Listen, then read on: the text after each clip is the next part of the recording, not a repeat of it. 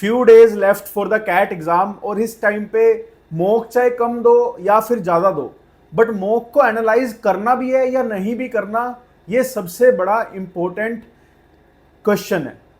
अब बहुत सारे बच्चे ये सोचते हैं कि यार इस टाइम पे मॉक्स की इंपॉर्टेंस कम है, या बहुत सारे सोचते हैं कि इस टाइम पे मॉक्स ही देने चाहिए, मॉक्स की इंपॉर्टेंस बहुत ज़्यादा है। डेफिनेटली मॉक्स की इंपॉर्टेंस कहीं ना कहीं रहती है, बिकॉज मॉक्स आपको दिखाता है कि आप एक्चुअल में कितना स्कोर कर सकते हो, या ट्रू कॉम्पिटिशन है जो वहां पे आप कहाँ स्टैंड करते हो। But in this video I will discuss कि मॉक्स को अगर आप एनालाइज कर रहे हो एट दिस स्टेज, राइट, आपको क्या क्या चीजें करनी है, क्या क्या चीजें नहीं करनी। First is that you do not have to appear for more than 2 mocks in a week.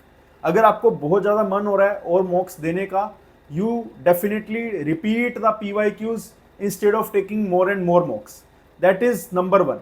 Second, I would say there are some institutes जो एक्सट्रीमली डिफिकल्ट मॉक्स प्रोवाइड करते हैं। Please do not go for those mocks, it will unnecessarily break your confidence. And believe me, अगर एक बार उस level का confidence आपका break हो गया जहां पे आपको लगने लग गया कि यार ये एग्जाम आपके मतलब का नहीं है, उसके बाद आप कुछ भी कर लेना, then it will become very hard for you to come back and to prepare again. तो लास्ट के टाइम पे 10 15 20 दिन में, and it's obviously completely 100% okay to appear for 0 mocks and to completely rely on PYQs from today onwards, because now we have just 20 days to the CAT. It is highly important that we should start working on our mindset. So section wise section I will discuss कि VARC में क्या करना है, DLR में क्या करना है, and quants में क्या करना है। Starting with VARC। देखो VARC में चीजें बहुत सिंपल चलानी है। You appear for mock, you see how much you have scored, and then you forget that score, because in the VARC your current score does not mean anything. Believe me when I say this, I have to repeat it again, that your current score does not mean anything. आप जो exam देने वाले हो, जो cat 2025 का slot 1 या slot 2 या slot 3 देने वाले हो, उसमें आपका स्कोर जो आएगा वो आज से रिलेटेड नहीं है। It might depend on your performance, it might depend on your skills based on last 8 months or based on last 2 years, but it will not depend on your today's score. So if you are scoring 40 plus in the VARC, do not get overconfident. If you are scoring in a single digit, do not lose your hope. I was scoring single digit when I appeared for the CAT first time, and I ended up scoring 92 percentile. And then year on year I improvised a lot, and now I am consistently scoring 99 plus in the VARC section. But मुझे आज तक ये नहीं पता लगा कि मैं paper में क्या स्ट्रेटेजी से अटेम्प्ट करता हूँ और किस क्वेश्चन का क्या ऑप्शन मैं वहां पे सिलेक्ट करता हूँ, क्योंकि VARC में बहुत सिंपल चीज है। Each one of us selects the right option. जो हमें एग्जाम के टाइम राइट लगता है हम वही तो सिलेक्ट करते हैं। हम इतने पागल या इतने गधे तो नहीं है कि हम कुछ और सिलेक्ट करके आ जाते हैं। We select the right option. उसके बाद क्वेश्चन सेटर ने ऑप्शन क्या राइट माना है, उस वजह से कुछ इनएक्यूरेसीज आ जाती है। Second tip is, first is do not consider your marks for the VARC, completely forget your marks. Second is take VARC section as completely new section with different RCs and different VA. What do I mean by this? Never expect कि इस level का VA आएगा, इस level का RC आएगा, past में ये आया है, because every RC will be very new, every RC will based on some new topic. So whenever you start the VARC section, start with fresh mindset without thinking anything about the quants, DLR or VARC. This is the only tip that I have for the VARC, और VARC में कुछ भी करने की जरूरत नहीं है। Now coming on to the DILR। DILR एक ऐसा टॉपिक है जहां पे बहुत सारे टॉपर्स, बहुत सारे अच्छे बच्चे लास्ट तक स्ट्रगल करते हैं। या तो स्कोर इंप्रूव नहीं होता, या स्कोर फ्लक्चुएट होता है, या फिर मॉक में स्कोर नहीं आता, but after the mock they are able to solve the sets within the time limit. अब DILR के लिए definitely score tells a lot of things. Even in the last few mocks, if you are on the extremely low side और if you are on the extremely high side, that means either you are very bad or very good at the DILR. But in the DILR also a lot of things depend on how you handle that particular paper. जो उस दिन 5 या 4 sets आने वाले हैं, वो sets को आप कैसे हैंडल करोगे, तब आप कितना नर्वस होगे, आप पेपर पेन में कितना काम करोगे, कितने केसेस बनाओगे, कितनी जल्दी सेट को पढ़ोगे, कितनी जल्दी सेट को छोड़ोगे, कितने सेट्स पे अटकोगे। So in the DILR there are numerous variables. अगर चीज़ें सही बैठ गई you will end up scoring very good, but अगर चीज़ें गलत बैठ गई then there will be fluctuations in your score. तो DILR में देखो फ्लक्चुएशंस होगा, उससे आपको डरना नहीं है। It will be there, you can never predict, you can never be 100% sure कि मैं DILR में ये स्कोर करने वाला हूं।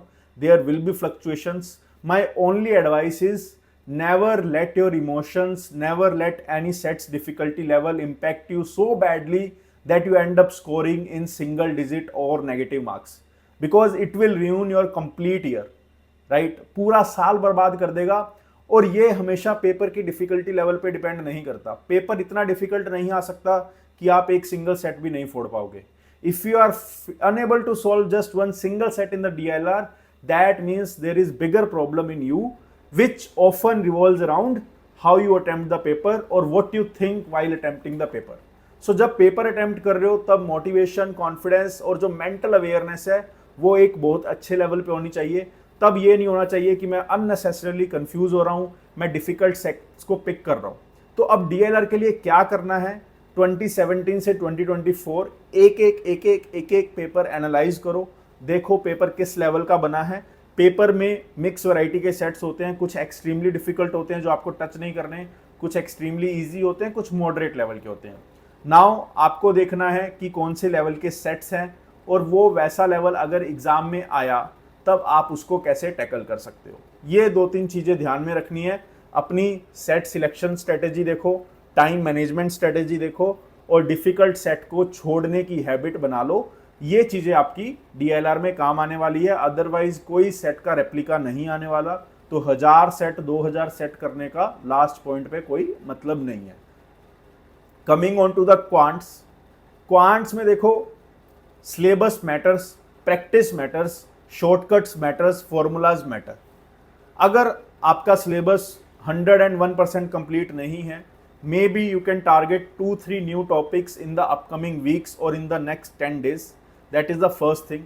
इसके लिए you can check my DILR 99 QA 99 course. Quickly you can wrap up the syllabus there as well. Otherwise quants में जो आपको ध्यान रखना है वो रखना है, एक तो मैं कितना नया कवर कर सकता हूँ, दूसरे जितना आपको आता है, जितना आपने कवर किया है, क्या उसके 101% फॉर्मूलाज आपके रटे हुए हैं, क्या वो सारी चीज़ें आपकी फिंगर टिप्स पे हैं या नहीं है। अगर फिंगर टिप्स पे नहीं है तो सबसे पहला काम है कि उन चीज़ों को अपनी फिंगर टिप्स पे लेके आओ। समझ गए? तो वो सब पहले आपको निपटाना है। मतलब सिलेबस को एकदम रिवाइज कर रहे हैं, डिफरेंट टाइप्स के जो क्वेश्चंस हैं उनको एक बार आंखों के नीचे से लगाना है। दूसरी बात, मॉक के स्कोर को एक बार साइड में रख के पहले 2017 से 2024 तक जितने भी क्वेश्चंस आए हैं वो सारे आपको क्वांट्स में सोल्व करने हैं। अब ये सब जब हो गया तो मॉक्स के स्कोर को एनालाइज किस वे में करना है वो सुनो। मॉक्स के स्कोर को एनालाइज इस वे में नहीं करना कि मेरा स्कोर 10 आ रहा है या मेरा स्कोर 20 आ रहा है या मेरा स्कोर 30 आ रहा है। Quant is one of the sections जहां पे सब बच्चों के पास स्कोप ऑफ इम्प्रूवमेंट बहुत ज़्यादा होता है। अगर आप 40 मार्क्स भी स्कोर करोगे then also you will have huge scope of improvement. तो जब स्कोप ऑफ इम्प्रूवमेंट ज़्यादा है तब आपको देखना है कि आपको जितना सिलेबस आता है, चाहे 10%, 20%, 50%, उतने सिलेबस से आप ज़्यादा मार्क्स उस पेपर में कैसे ला सकते थे। And definitely in each paper you can increase your score by 10 to 12 marks if you are mentally aware about which questions to select first, which questions to select at a later stage. और question में बहुत बार बच्चे इतना उलझ जाते हैं कि से एक सिंगल क्वेश्चन में 10-10 मिनट भी वो स्पेंड कर देते हैं, तो वो सारी गलतियां क्वांट्स में बंद कर दो। तो इसके अलावा मैं अननेसेसरली आपको हंड्रेड्स ऑफ अदर एडवाइसेस नहीं देना चाहता। यही मेरी ओर से सारी एडवाइसेस थी। इस वीडियो को दोबारा 2x पे देखो, जितनी एडवाइसेस मैंने दी है उसको नोट करो, अपने डेस्कटॉप पे इसको पेस्ट करो और जितने भी मॉक्स या आगे 20 डेज अपनी प्रिपरेशन में देने वाले हो उस सब में ये चीज़ें इम्प्लीमेंट करो। 5 साल के एक्सपीरियंस के साथ बोल रहा हूँ, सिग्निफिकेंटली आपका स्कोर इम्प्रूव कर सकती है। बस आपको इस चीज़ों को ब्लाइंडली फॉलो करना है और अपनी प्रिपरेशन को इंटैक्ट रखना है। Thank you, good luck, good bye.